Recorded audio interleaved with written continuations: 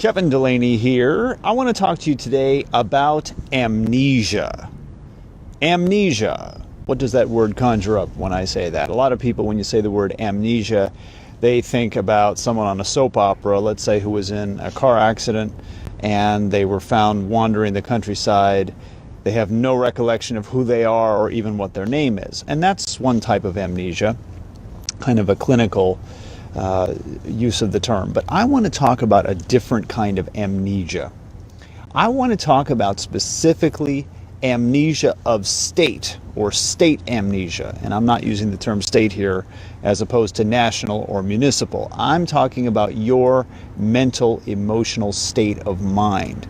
And the very interesting phenomenon that when someone is in a certain state of mind, particularly a state of mind that is not particularly helpful or good, what we might call an unresourceful state, it's often difficult to remember or to recall what it's like to be in a better state of mind.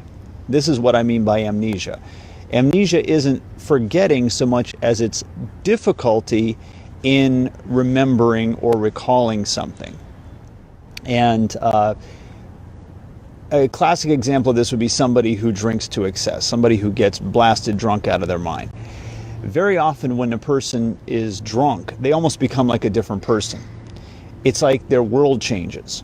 And it's almost as though when they're drunk, the sober version of them doesn't even exist.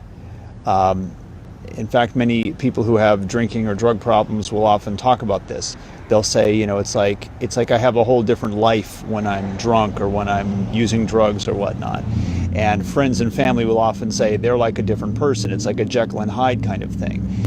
Very often when somebody's under the influence of drugs, like I said, sobriety is, they're aware of it, they know it exists, but it's something distant. It's something very far away. Just like when they're sober, oftentimes their life as a drunk person seems very distant and very far away. When somebody is severely depressed, oftentimes they tend to get kind of mired in the depression. They tend to get very kind of ensconced in that world of depression, and it feels almost as though this is just who I am. You know, never mind the fact that they have absolutely been in much better states of mind in their life. They feel like this is who I am, and, you know, more or less this is where I'm going to be, you know, and this is how people unfortunately become suicidal, because they feel like I'm in this state, this is the way that I am, and things are just never going to change. Never mind the fact, of course, that your state is always changing, it's always evolving and mutating in some sort of way. So that's one important thing to understand about your mental emotional state, is that it's never permanent. It's always in flux, it's always changing, and it's very much subject to change, and it's probably more under your conscious control than you realize. But what's interesting again is that when people are in that kind of negative state or unresourceful state, again, it's not as though they completely forget what it's like to be in a better state of mind. It's just that that better state of mind seems very distant to them. And the obvious question becomes, what do we do when we are in a negative state of mind to get out of that and to get back into a more positive, more resourceful state of mind? Well, one very helpful thing that I have found is when you find yourself in a very good state of mind, what I like to say, take mental pictures.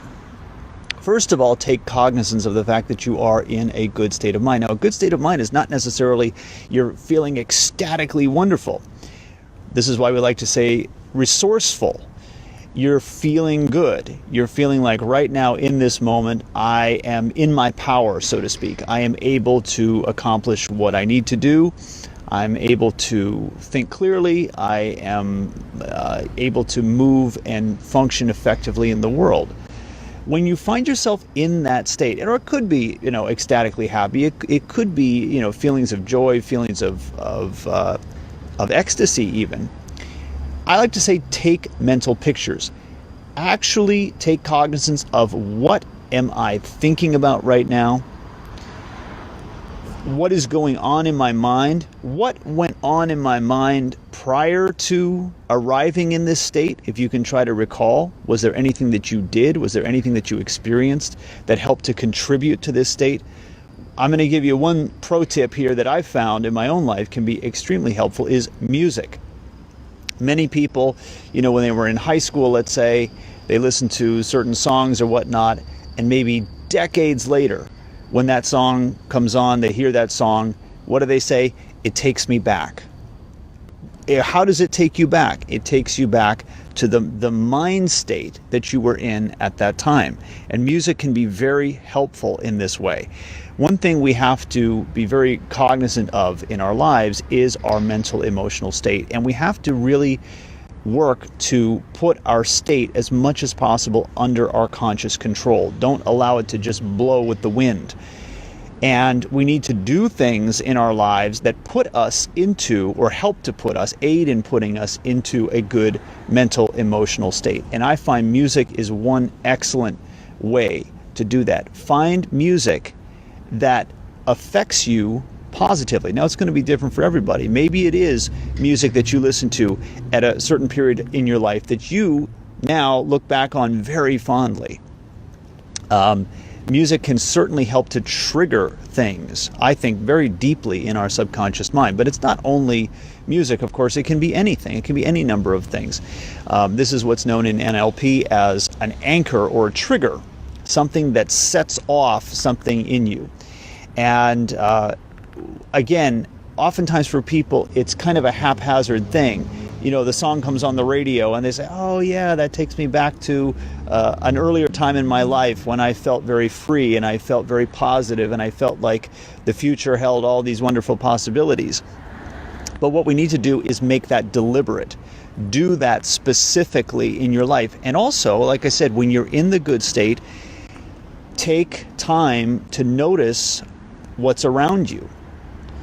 In fact, what I've actually done on occasion is I have specifically listened to music, particularly music that I haven't listened to very much before, maybe some brand new music. And I have done it with the intention of, in the future, if I want to get back into this state that I'm in right now, which is very good, I can listen to this music and it will at least aid in taking me back to this state of mind. In fact, I remember that when I was a teenager and I was listening to a tape that I had just gotten, and I was in a really good mood. And it wasn't just that the music was good, it was just I was just in a really good place in my life at that moment. And I remember listening to it and thinking, every time I listen to this music in the future, it will remind me of this time. And sure enough, it does. It does to this very day.